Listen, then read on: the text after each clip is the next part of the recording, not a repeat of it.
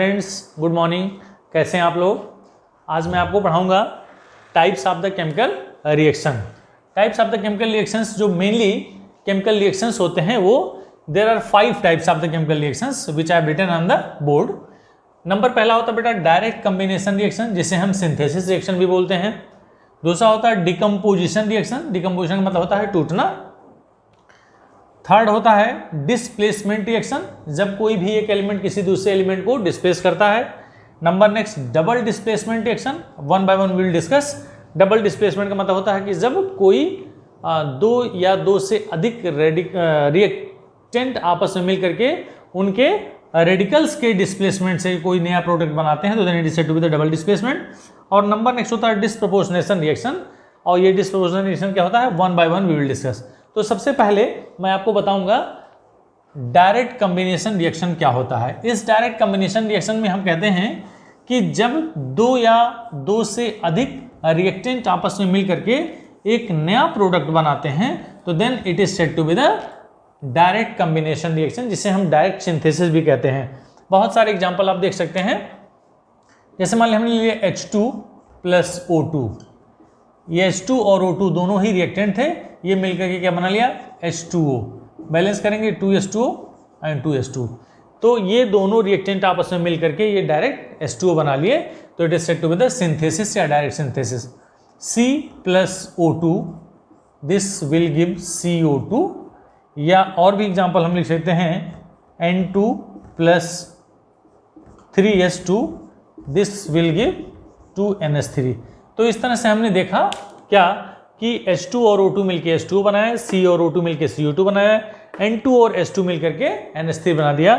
ये हमने इसको लिख दिया है reversible reaction, because it is obtained या it is synthesized by the Haber's process, जिसका यहाँ टेम्परेचर, प्रेशर और कैटलिस्ट होते हैं, इसमें यूज होते हैं। तो इस तरह के रिएक्शंस को हम कहते हैं डायरेक्ट कॉम्बिनेशन रिएक्शन। अब ये पहले में, अब इसके बाद दूसरा वाला जो रिएक्शन था जिसे मैंने आपको बताया था, जिसे हम कहते हैं decomposition reaction. What is decomposition reactions या what are decomposition reactions? Let us सी।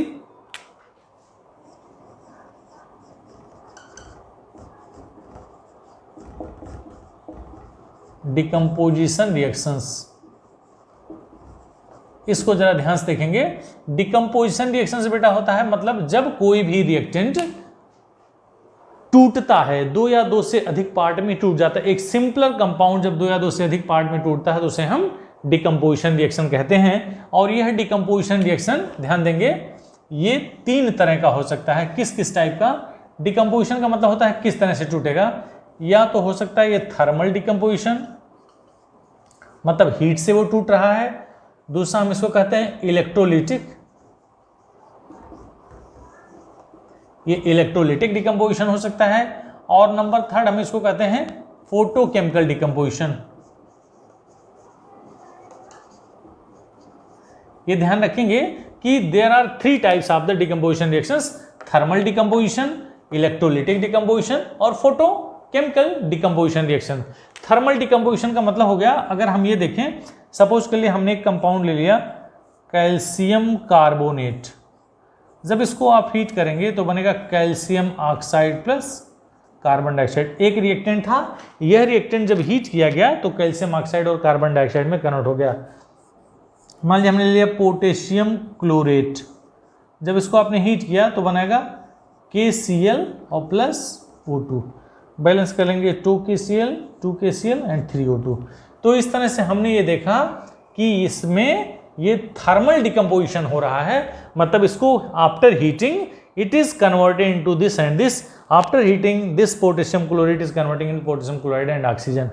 अब बात करेंगे बेटा इलेक्ट्रोलिटिक। इलेक्ट्रोलिटिक का सेंस होता है कि जब इलेक्ट्रिक करंट से उसका डिकम्पोजिशन होता है तो it is known as the electrolytic decomposition.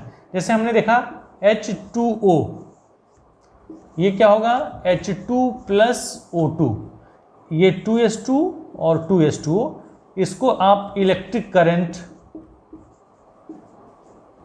ठीक है, इलेक्ट्रिक करंट जब इसमें फ्लो करेंगे वाटर में तो then it will be converted into the hydrogen and oxygen, तो इसको हम बोलते हैं electrolytic decomposition. Number 3rd and last जिसे हम कहते हैं फोटोकेमिकल। फोटोकेमिकल मान लीजिए AgCl ले लिया आपने, silver chloride, in presence of the sunlight, जिसे हम HNu आपने बहुत बार पढ़ा होगा, in form of the photons. HNu का मतलब होता है कि वो सनलाइट के प्रेजेंस में हो रहा है। तो AgCl जब HNu सनलाइट के प्रेजेंस में टूटता है तो ये देता है Ag प्लस Cl2, यहाँ 2Ag कर देंगे, यहाँ 2AgCl कर देंगे।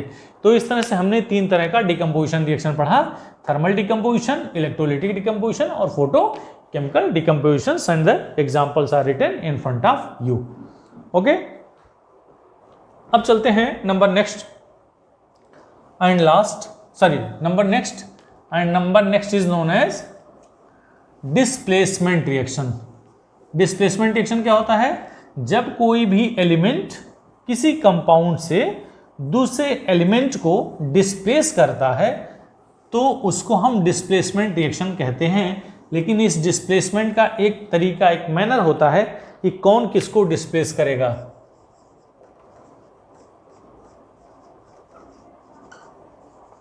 डिस्प्लेसमेंट रिएक्शंस का मतलब होगा, सपोज कर लिए हमने देखा कि कोई भी एलिमेंट, वो मेटल भी हो सकता है और नॉन मेटल भी हो सकता है, कोई भी एलिमेंट जब किसी कंपाउंड से दूसरे एलिमेंट को डिस्प्लेस कर दे तो then it is said to be the displacement reaction. लेकिन ये ध्यान रहे कि इसमें more reactive element less reactive element को किसी भी कंपाउंड से डिस्प्लेस कर सकता है। जैसे मान लिया हमने लिखा Fe प्लस CuSO4, तो Fe और Cu ये दोनों ही मेटल हैं। एक मेटल दूसरे मेटल को डिस्प्लेस करेगा। Fe is more reactive in comparison to the copper और copper is less reactive in comparison to the Fe। तो Fe इस Cu को यहां से हटा करके क्या बना लेगा? FeSO4 और along with the copper। अब ये रिएक्शन सही होगा बेटा। अगर हम इसी को उल्टा लिख दें Cu प्लस FeSO4 तो आप कहेंगे कि ये CuSO4 प्लस Fe बनेगा, but it is not possible, no reaction is possible.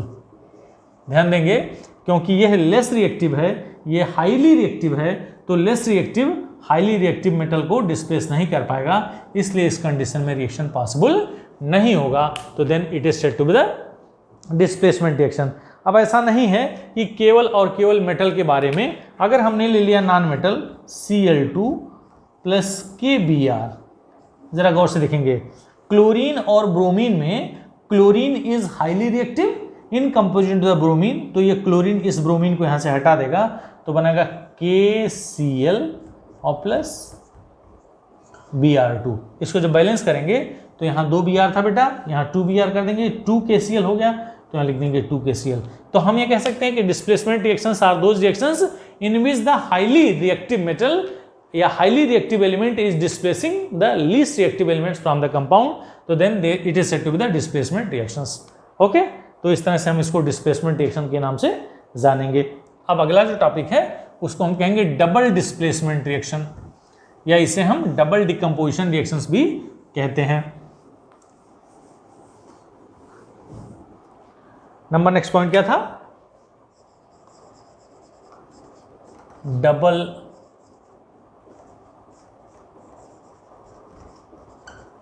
Displacement reactions. Double displacement reaction या डबल डिकम्पोजिशन रिएक्शंस या प्रेसिपिटेशन रिएक्शंस, हम इसको कह सकते हैं डबल डिस्प्लेसमेंट या डिकम्पोजिशन।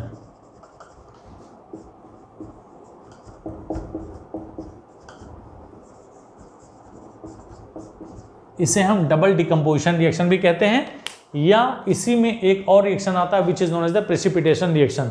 चल देखते हैं ये डबल डिस्प्लेसमेंट रिएक्शन क्या कहता है। मान लीजिए हमारे पास एक रिएक्टेंट है AB और दूसरा रिएक्टेंट है CD, आपस में मिलकर के क्या कंपाउंड बनाएंगे। AB में ध्यान देंगे first one is the positively charge, second one is the negatively charge, first one is the positive charge, second one is the negative charge. तो होता क्या है बेटा, इसमें दोनों ही रिएक्टेंट के रेडिकल्स आपस में एक्सचेंज हो जाते हैं। Means two reactants are just forming the new product by exchanging their radicals.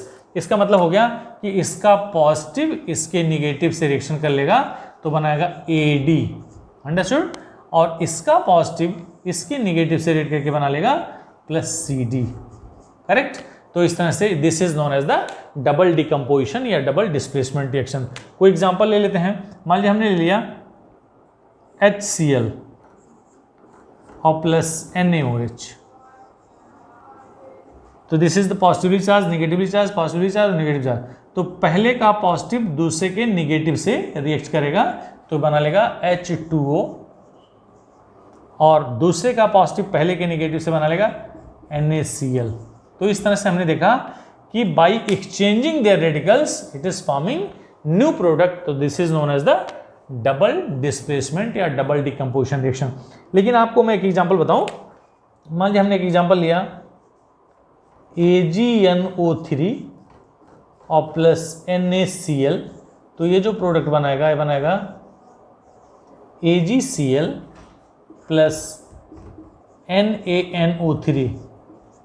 It is a symbol of precipitate. ध्यान देंगे, अगर कोई भी डबल डिस्प्लेसमेंट रिएक्शन या डबल डिकम्पोजिशन रिएक्शन प्रेसिपिटेट का फॉर्मेशन करता है तो then this reaction is known as the precipitation reaction या प्रेसिपिटेट रिएक्शन। ये प्रेसिपिटेट बनाता है किसका? AgCl का, which is of white colour. तो ये किसी भी जब डबल डिकम्पोजिशन रिएक्शन में प्रेसिपिटेट का फॉर्मेशन होता हो तो then this reaction particular this reaction is known as the precipitation reaction. तो इस तरह से आपने पढ़ा क्या? Double decomposition reaction, double displacement reaction या प्रेसिपिटेशन रिएक्शन। ओके बेटा, अब इसके बाद मैं अगला टॉपिक पढ़ाऊंगा। अगला टॉपिक मीन्स अगला रिएक्शन इसी क्रम में, which is known as the disproportionation reaction. चल देखते हैं क्या है डिस्प्रपोर्शनेशन रिएक्शन।